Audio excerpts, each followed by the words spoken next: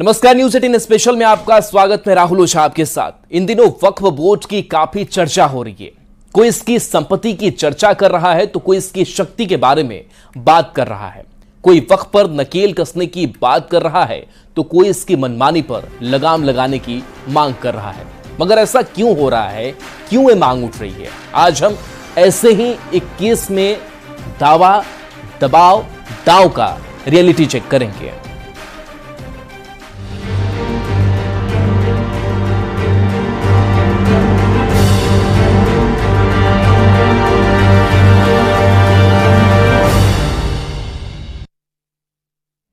तो वक्फ बिल को लेकर के आज देश भर में चर्चा बना हुआ है। वक्फ के नियमों, कानून और अधिकारों को लेकर सवाल खड़े होते रहे हैं। आज जिस कहानी की बात कर रहे हैं वो हैरत में डालने वाली है। वक्फ के काम करने के तरीकों और उसके अधिकार की ऐसी कहानी जिसे सुनकर आप चौंक जाएंगे। पटना के फतुहा की ऐसी ही एक कहानी है जो वक्फ पर बड़े सवाल खड़े करती है। देखिए लोगों की जुबानी और दस्तावेजों के साथ ये पूरी रिपोर्ट।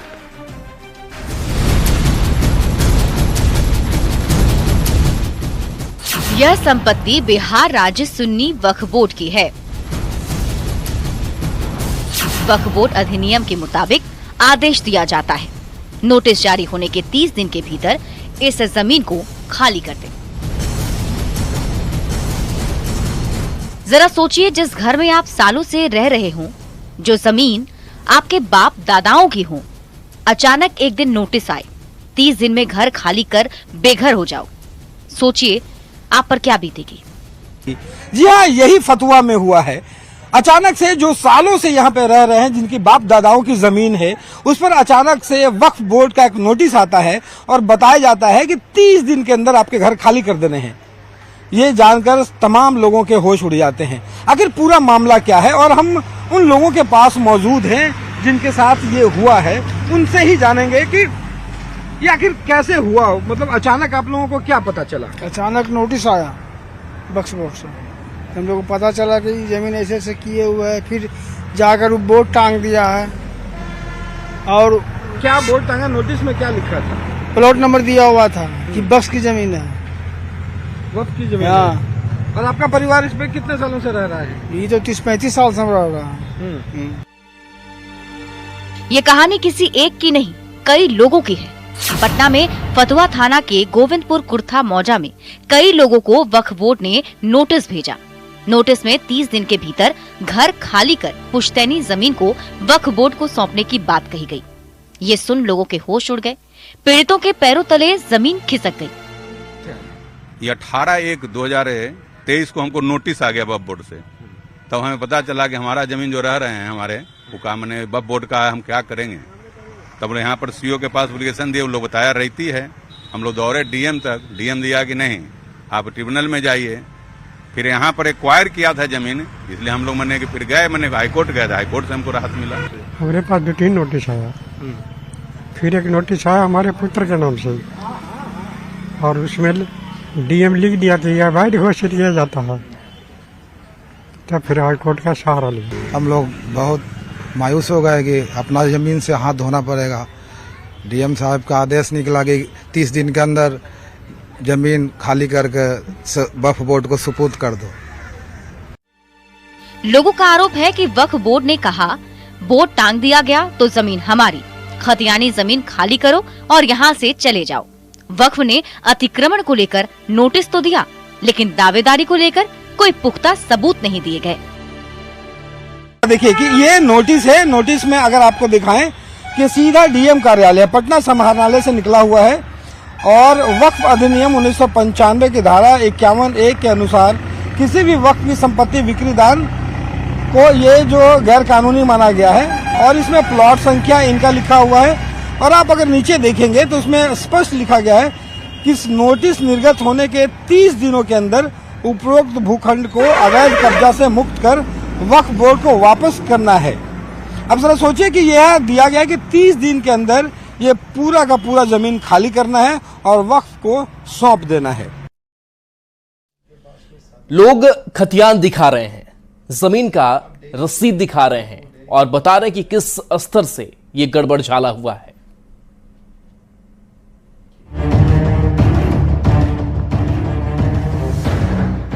ये सभी लोग पटना जिले के फतुहा थाना के गोविंदपुर कुर्था के रहने वाले हैं। किसी की जमीन 100 साल पुरानी है तो किसी की जमीन 40 साल पुरानी है।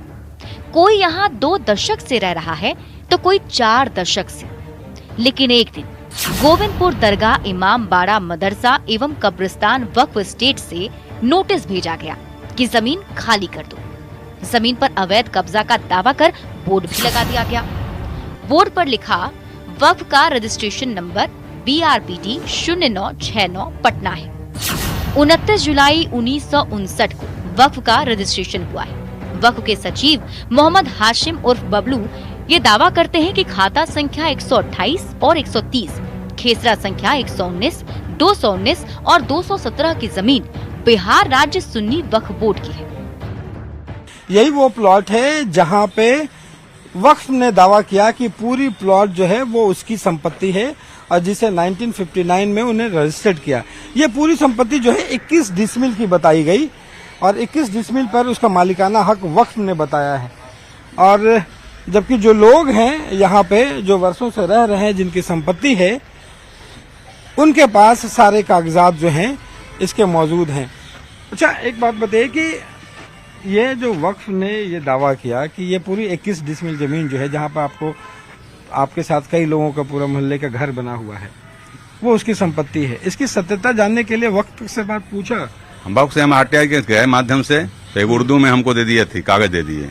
वही नहीं पता चला, फिर गए तो वो रजिस्ट्रेशन का दिए और उसमें कोई कागजात मांग के, तो कोई कागजात नहीं दिए उन्होंने। खाली कहा कि यहाँ रजिस्टर्ड है 59 से, इसलिए मेरी संपत्ति है, और कोई कागजात नहीं दिए। सबूत दिए? सबूत कुछ नहीं दिए, उसमें कोई कागजात उनके पास नहीं था। तो गलत तरीके, फर्जी तरीके से दर्ज करके हम लोग परेशान किया जा रहा था। लोगों ने आरोप लगाया कि वक्फ बोर्ड जबरदस्ती जमीन हड़प रहा है। अंचलाधिकारी से रैयती जमीन घोषित होने के बावजूद वक्फ ने बात नहीं मानी और लोगों को नोटिस पर नोटिस भेजकर जमीन खाली कराने की जिद करता रहा।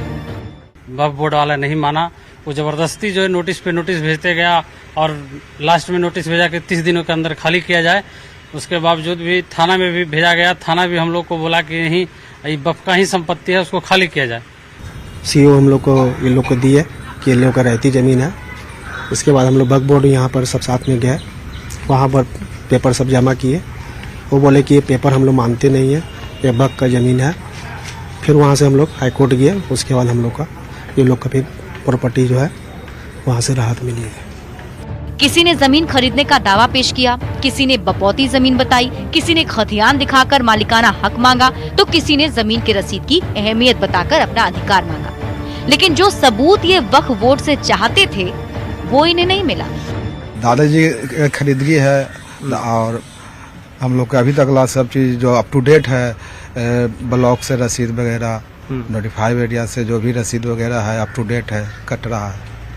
जब तक मेरे पूर्वजों ने मंदिर या वक्फ बोर्ड को नहीं देगा तो फिर उसका जमीन कैसे हुआ? अगर मेरा परिवार दान कर दिया तो मेरा उस पर से अधिकार खत्म हो गया। तो अगर वक्फ बोर्ड को कागज शो कर दे कि हमको है कि फलना ने फलना हमको जमीन दान दिया, तब ना वक्फ बोर्ड का जमीन होगा। कि हम किन्हीं का मकान के आगे भैंसी बांध दे, गाय बांध दे, ताला मार दे कि जमीन मेरा तो हो जाएगा। तो देखिए, जमीन की रसीद दिखाई जा रही है, पुश्तैनी जमीन होने का दावा किया जा रहा है, लेकिन वक्फ बोर्ड पीछे हटने को तैयार नहीं है। इस पर लोग आरोप लगा रहे हैं कि वक्फ अपनी मनमानी कर रहा है। लोगों के दावे क्यों मजबूत हैं? क्योंकि वो सरकारी दस्तावेज पेश कर रहे हैं। क्या है वो दस्तावेज, रिपोर्ट देखिए।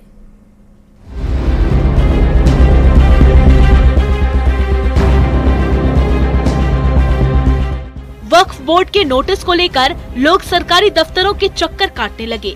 कई बार फतुहा अंचलाधिकारी के दफ्तर में दस्तक दी तो कई बार पटना DM के ऑफिस में हाजिरी लगाई। लोगों ने जमीन के कागजात पेश कर जांच की मांग की। काफी मशक्कत के बाद फतुहा CO ने जांच में पाया कि ये जमीन खतियान से रैयती है। कई लोगों का मकान बना हुआ है। ये लोग तो जमीन अपना निजी था, जिनके पास खतियान है, रसीद है और CO भी लिखित में दिया है कि रैयती जमीन है। इसके बावजूद भी वो कहता है कि वक्फ बोर्ड वाला कि मेरा जमीन है। पीड़ितों ने दावा किया कि साल 1973 में बाजार समिति के लिए सरकार ने जमीन अधिग्रहण किया था। इसके बदले गांव वालों को मुआवजे की राशि दी गई थी, न कि वक्फ बोर्ड को। ऐसे में सवाल उठ रहे हैं, अंचलाधिकारी की रिपोर्ट के बाद भी न्याय क्यों नहीं दिया जा रहा है? बाजार समिति के लिए सरकार ने अधिग्रहण कैसे किया? अधिग्रहण के बदले गांव वालों को मुआवजा कैसे मिल गया? और अगर संपत्ति वक्फ की है तो गांव वालों को मुआवजा कैसे मिल गया? सन 73 में जमीन बाजार समिति एक्वायर किया इसी प्लॉट में 2 डेज में। हम लोग के पास पैसा मिला, हम लोग को बक्स बोर्ड झूठ में गलत ढंग से रजिस्टर किए हुए हैं। कागज भी मांगा बक्स बोर्ड से, RTI भी किए हम लोग, उसके बाद कोई कागज नहीं दिखाता है, कुछ है ही नहीं है वहाँ। लोगों ने न सिर्फ सीओ के दफ्तर में दस्तक दी या पटना डीएम के ऑफिस में हाजिरी लगाई, बल्कि कोर्ट का दरवाजा भी खटखटाया। अंचलाधिकारी की रिपोर्ट में ये साफ हुआ कि जमीन रैयती है, यहाँ रह रहे लोगों की ही है, पर वक्फ बोर्ड के अधिकारी को ऐसे चुनौती देना मुश्किल था। इसलिए लोगों ने RTI के जरिए जवाब मांगा। पहले तो वक्फ बोर्ड ने आनाकानी की, पर बाद में लोक जन शिकायत अधिनियम में जो जवाब मिला उसे देख लोग हैरान रह गए। वक्फ ने जमीन दान देने वाले का नाम नहीं बताया, जमीन किससे ली कोई जानकारी नहीं दी, यहाँ तक कि दस्तावेज में पूरा कॉलम ही खाली छोड़ दिया। 217 जो प्लॉट संख्या है, उस 217 प्लॉट संख्या की ऐसी कहानी है जो लोगों को परेशान कर देगी। अगर वक्फ बोर्ड ने ये कहा है कि ये प्लॉट संख्या 1959 से उसके हिस्से में आ गई है, उसको उसने रजिस्ट्री किया है, लेकिन जब लोग ये मांगते रह गए कि उसके सबूत क्या हैं, ये दिया जाए, RTI किया गया कई बार और ये जानकारियां मांगी गई कि इसके प्रमाण दें कि आपके पास जो रजिस्ट्री किया है ये संपत्ति आपको कैसे मिली, उसका कोई प्रमाण देने में सक्षम नहीं हुए। लगातार सवाल यही खड़ा होता रहा कि वक्फ बोर्ड कहती है कि 1959 से है, लेकिन उससे पहले जो है तमाम लोग लड़ रहे हैं ये जमीन पूरी की पूरी रैयती है, लेकिन अपने ही जमीन के लिए उन्हें कोर्ट का दरवाजा खटखटाना पड़ता है। वक्फ बोर्ड के दावे से लोग परेशान हैं, मानसिक उत्पीड़न का आरोप लगा रहे हैं। दरअसल लोग वक्फ से सबूत मांग रहे हैं। लोग वो पेपर देखना चाहते हैं जिसमें दान की बात लिखी गई है, लेकिन वक्फ ने ऐसा कुछ भी पेश नहीं किया। लिहाजा लोग वक्फ के दावे को झूठा बता रहे हैं। क्या है लोगों की मांग और वे क्या सवाल उठा रहे हैं, इस रिपोर्ट में देखिए।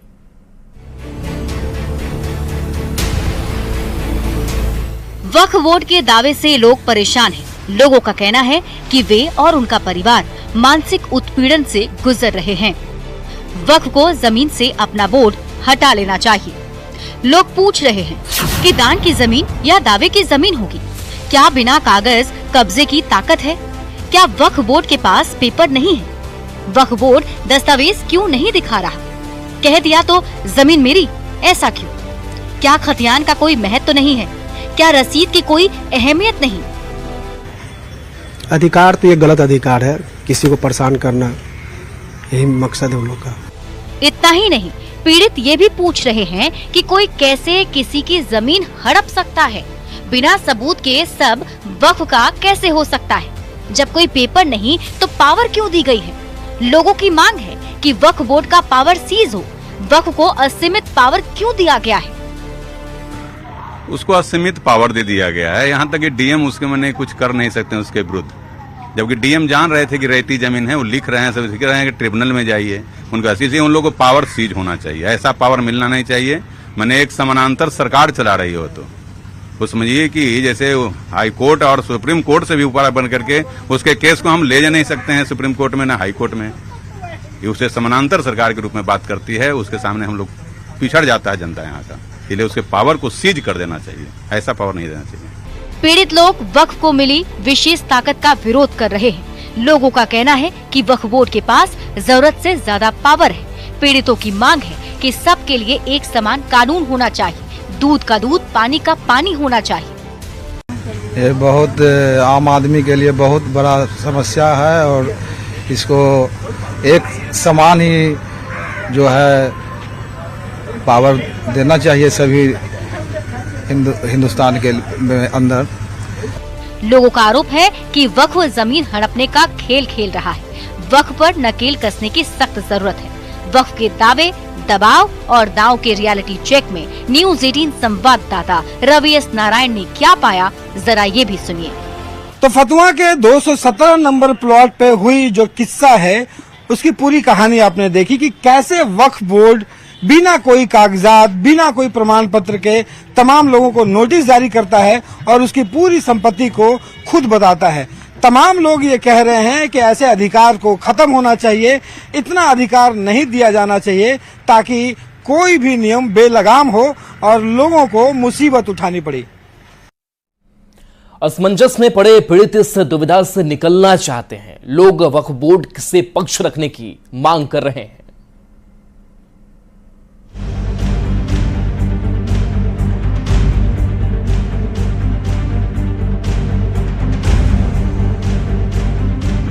पीड़ितों का आरोप है कि खाता संख्या 128 और 130 के खेसरा संख्या 199, 219 और 217 के मामले में वक्फ बोर्ड मनमाने तरीके से काम कर रहा है।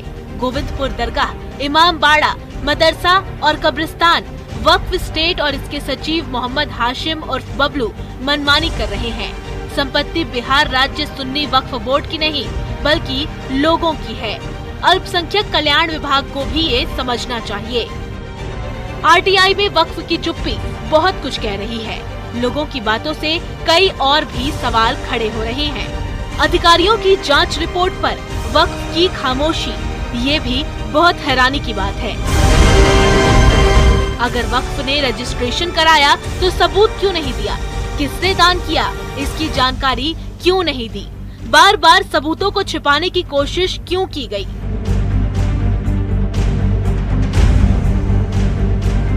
इन सारे सवालों का जवाब ढूंढने न्यूज 18 की टीम बिहार राज्य सुन्नी वक्फ बोर्ड के दफ्तर पहुंची। न्यूज 18 की टीम ने उन सभी सवालों का जवाब जानना चाहा जो पीड़ित पूछ रहे थे। संवाददाता रवि एस नारायण ने सुन्नी वक्फ बोर्ड से बात करने की कोशिश की, पर ये कोशिश नाकाम रही। सुन्नी वक्फ बोर्ड का पक्ष रखने के लिए कोई भी सदस्य न्यूज 18 की टीम के सामने नहीं आया। बार बार प्रयास के बावजूद क्या कहा गया, जरा ये सुनिए। इस पूरे मामले में हमने सुन्नी वक्फ बोर्ड से उनकी राय जाननी चाहिए। इसके लिए हम लोग सुन्नी वक्फ बोर्ड भी पहुंचे, जो हमारे ठीक पीछे आप देख सकते हैं।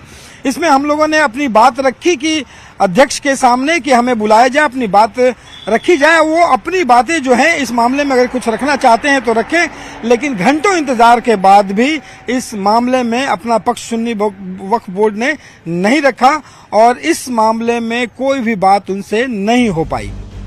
वक्फ बोर्ड के दावे और चुप्पी पर कई सारे सवाल खड़े हो रहे हैं। वक्फ बोर्ड से कोई भी मौन पर मुंह खोलने को तैयार नहीं है। पशुपेश में पड़े पीड़ित इस दुविधा से निकलना चाहते हैं। वे चाहते हैं कि जमीन पर से वक्फ अपनी दावेदारी का बोर्ड हटा ले। हालांकि ऐसा होता है या नहीं, ये भविष्य में ही पता चल पाएगा। पटना संवाददाता रवि एस नारायण के साथ ब्यूरो रिपोर्ट, न्यूज 18।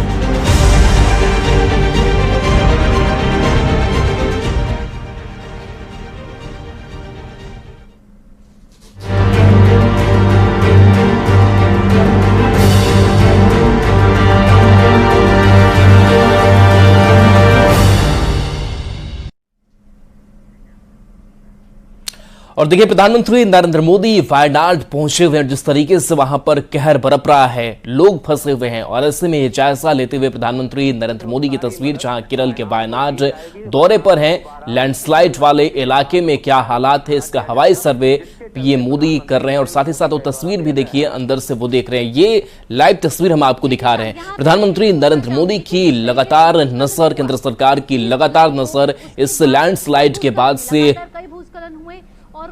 जिस तरीके के हालात बने हैं, जो मंजर सामने आ रहा है, और उसको लेकर के लगातार प्रधानमंत्री नरेंद्र मोदी ये चाहते हैं कि जो लोग वहां पर पीड़ित हैं उन तक कैसे मदद पहुंचाई जाए, केंद्र सरकार उन तक कैसे मदद जो है वो पहुंचाए जा सके। और इसी को लेकर के हवाई सर्वे की तस्वीर आपको दिखा रहे हैं, जहां पर देखिए प्रधानमंत्री नरेंद्र मोदी इस हवाई सर्वे के जरिए उन इलाकों को देख रहे हैं, उन जगहों को देख रहे हैं जहां पर ये लैंडस्लाइड हुआ है और भारी नुकसान जहां पर हुआ है।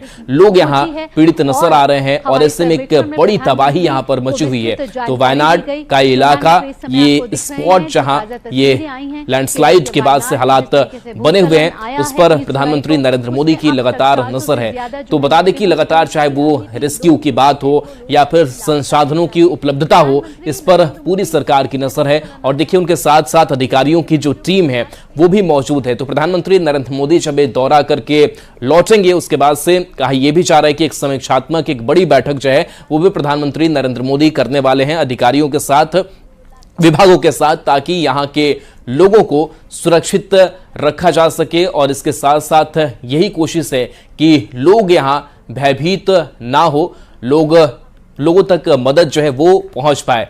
तो देखिए पीएम के साथ मौजूदगी अधिकारियों की भी है। ये तस्वीर है केरल के वायनाड की, जहां पर लैंडस्लाइड वाले इलाके में कैसे राहत बचाव को लेकर के प्रधानमंत्री नरेंद्र मोदी काम करते हुए नजर आ रहे हैं। तो जब भी ऐसे प्राकृतिक आपदा आते हैं और इन प्राकृतिक आपदाओं पर केंद्र सरकार की भी विशेष नजर होती है कि कैसे इनको ठीक से प्रबंधित किया जाए और कैसे इन तक मदद पहुंचाई जाए। तो ये तस्वीर है बड़ी ही गहनता से, बड़ी ही बारीकी से आसमान से निहारते हुए उस जगह को प्रधानमंत्री नरेंद्र मोदी नजर आ रहे हैं। उनके साथ साथ कई अधिकारी भी हैं, उनको भी वो देख रहे हैं। और साथ ही साथ देखिए इस टैब में भी प्रधानमंत्री नरेंद्र मोदी को कुछ फोटोज देख रहे हैं और वो उन जगहों की तस्वीर है जहां पर भारी तबाही मची है। और ऐसे में इस केरल के वायनाड की बात की जाए तो इस बार यहाँ काफी कुछ नुकसान पहुंचा है, लोगों को भी काफी नुकसान हुआ है। और ऐसे में लोगों को कैसे सुरक्षित रेस्क्यू से लेकर के उनको ठीक तरीके से उनको खाने पीने से लेकर के कोई चीज की दिक्कत ना हो, जो बेघर हुए हैं, जो बेसहारा हुए हैं, उन तक मदद कैसी पहुंचाई जाए, इसको लेकर के प्रधानमंत्री नरेंद्र मोदी की नजर यहां पर टिकी हुई है। तो ये तस्वीर आज सामने आई है और एक आज दौरा तय किया गया प्रधानमंत्री नरेंद्र मोदी का। और सबसे खास बात ये होगी कि जब प्रधानमंत्री नरेंद्र मोदी इन इलाकों का दौरा कर लेंगे, जब जायजा ले लेंगे, तो एक समीक्षात्मक बैठक भी प्रधानमंत्री नरेंद्र मोदी करने वाले हैं। और उस समीक्षात्मक बैठक के जरिए एक प्लानिंग तैयार और की जाएगी कि आगे इन लोगों को, पीड़ितों को और कैसे राहत मदद जो है वो पहुंचाई जा सके। साथ ही साथ अगर जरूरत बाकी संसाधनों की पड़ती है, अगर जवानों की भी जरूरत पड़ती है, तो वो कैसे उपलब्धता इन पीड़ितों तक हो पाए, इसकी ये पूरी कोशिश होगी। तो ये तस्वीर आपको दिखा रहे हैं जहां पर ये लैंडस्लाइड हुआ है, उस इलाके को गहनता से देखते हुए, समझते हुए प्रधानमंत्री नरेंद्र मोदी नजर आ रहे हैं, क्योंकि नुकसान बड़ा है और ऐसे में आकलन करना भी जरूरी हो जाता है। और चलिए न्यूज़ 18 बिहार झारखंड पर खबरें आपके लिए लगातार जारी हैं।